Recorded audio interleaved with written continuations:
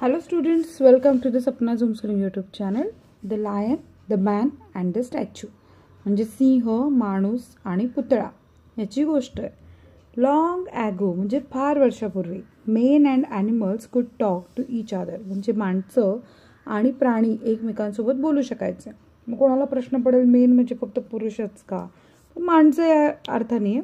Once a man and a lion got talking. एके दिवशी माणूस आणि सिंह एकमेकांशी बोलत होते. The lion was very proud of his strength. सिंहाला स्वतःच्या ताकदीबद्दल खूप अभिमान होता.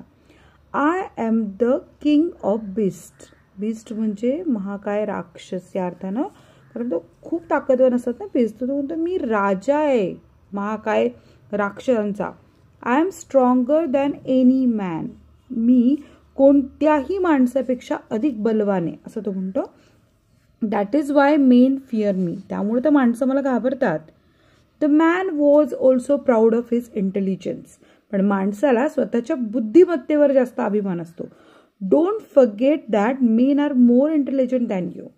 तो म्हणतो एक काम कर, विसरू नको की माणसंही तुझ्यापेक्षा जास्त बुद्धिमान असतात. सिंहाला माणूस म्हणतो. That is Y they can Hunt you or capture you. त्याचमुळे हंट म्हणजे HUNT. हंट म्हणजे काय की तुझी शिकार करू शकतात, कॅप्चर म्हणजे पकडू शकतात. They both began to argue about who was greater. म्हणजे त्यांनी आता अर्ग्यू म्हणजे एकमेकांशी वाद घालायला सुरुवात केलेली आहे की कोण महान आहे. ग्रेटर म्हणजे कोण महान आहे या गोष्टीवर. ॲट लास्ट शेवटी the man took the lion to a statue. शेवटी तो माणूस त्या सिंहाला एका पुतळ्याजवळ घेऊन येतो. In a big garden. एका मोठ्या गार्डनमध्ये एक मोठा स्टॅच्यू आहे, तिथे तो आणतो. It showed the great hero Hercules. तुम्हाला हरक्युलस माहिती आहे का मित्रांनो? खूप ताकदवान माणूस या जगातला होऊन गेलेला असं म्हणतात की तो खूप बलवान असतो.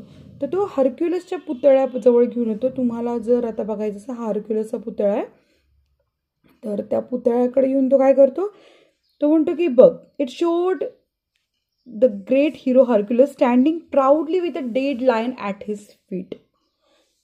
तर तो काय करतोय की त्यांनी त्याच्या पायाशी एका मृत सिंहाला उभं केलेलं, म्हणजे तो त्याच्या अंगावर उभा आहे जवळ मृत सिंहाला. म्हणजे याचा अर्थ हरक्युलसनी सिंहाला मारले म्हणून तो उभा आहे अभिमानात.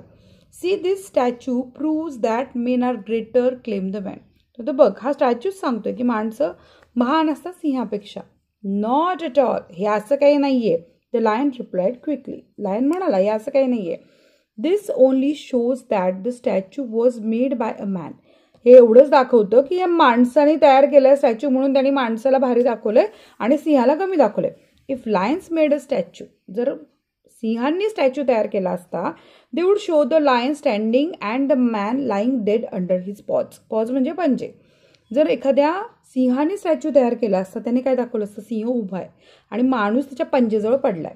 फ्रॉम दिस स्टोरी, या गोष्टीतनं काय कळतं, we can see that the story depends on the storyteller. याच्यावरनं काय कळतं की आता तुम्ही जसं सांगायला गेला, अरे काल ना मी घरी गेलो होतो, मी पाल पाहिली, ती पाल अशी करत होती, तर तुम्ही सांगताय ना, पण पालीनं स्टोरी सांगायला सुरुवात केली तर ती काय म्हणेल, अरे मी ना मुलाला पाहिलं, तो असा करत होता. कळलं? कोणती पण गोष्ट ही जो सांगतोय त्याच्या पॉईंट ऑफ व्ह्यूनं, त्याच्या दृष्टिकोनात नसते. कळलं? When someone else tell the same story, they tell it from their point of view. So प्रत्येकाचा दृष्टिकोन वेगळा आहे. म्हणून आपल्या घरात एक घटना जरी घडली तरी आपली आई वेगळं सांगते, वडील वेगळं सांगतात, बहीण भाऊ वेगळं सांगतात, आजी आजोबा वेगळं सांगतात. सो पॉईंट ऑफ व्ह्यू फार महत्त्वाचा असतो जो गोष्ट सांगेल त्याचा. तर ही छोटीशी क्यूटशी गोष्ट संपलेली. आवडला का व्हिडिओ? आवडला असेल तर लाईक करा. तुमचे लाईक्स मला पाहिजेत, कारण मग त्याने मला खूप मोटिवेशन मिळतं. चलो भेटूयात नेक्स्ट व्हिडिओमध्ये. Bye bye.